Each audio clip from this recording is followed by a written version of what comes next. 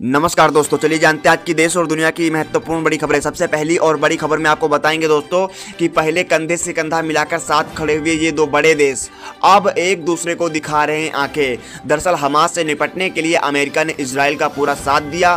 दोनों देशों ने मिलकर एक दूसरे का साथ देने में कोई कसर नहीं छोड़ी। अचानक ऐसा क्या हुआ कि दोनों ही देश एक दूसरे के खिलाफ हो गए।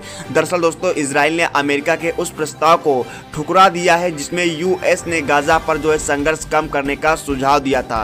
अब माना जा रहा है कि इजराइल का ये कदम अमेरिकी राष्ट्रपति बाइडेन और इजराइल के पीएम बेंजामिन नेतन्याहू के जो रिश्तों के बीच हो रही दरार की शुरुआत है। अब गाजा में नरसंहार से परेशान अमेरिका ने इजराइल को जल्द से जल्द संघर्ष जो है खत्म करने का प्रस्ताव दिया था।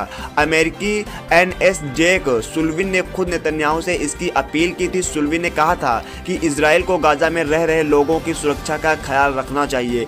इसके जवाब में इजराइल ने अमेरिका को दो टूक जवाब दिया था। इजराइल ने कहा है कि हमास के सफाये तक जो है संघर्ष जारी रहेगा। अब माना जा रहा है कि इजराइल के ये फैसले के बाद अमेरिका कोई बड़ा कदम उठा सकता है और गाजा में हो रहे लगातार संघर्ष को लेकर बाइडेन प्रशासन ने इजराइल पर दबाव बनाना भी शुरू कर दिया है। अब अमेरिका ने कहा है कि इस साल के अंत तक जो है संघर्ष खत्म कर दिया जाए। यूएस की ओर से ग्राउंड ऑपरेशन भी कम करने के लिए कहा गया है। हालांकि इजरायली रक्षा मंत्री योव गैलेंट ने दावा किया है कि जो संघर्ष फिलहाल लंबा चलेगा इसमें महीनों भी लग सकते हैं। योव गैलेंट ने कहा है कि इजरायली जो है सैनिकों की शहादत व्यर्थ नहीं जाने दी जाएगी। जब तक हमास का पूर्ण सफाया नहीं हो जाता है तब तक तब तक जो है संघर्ष जारी रहेगा। अमेरिका और इजराइल के बीच बढ़ रहे दरार के बीच दक्षिणी गाजा में इजराइल और हमास के बीच भीषण जो है यहाँ पर दोस्तों जो संघर्ष जारी है। हमास ने दावा किया है कि वो अब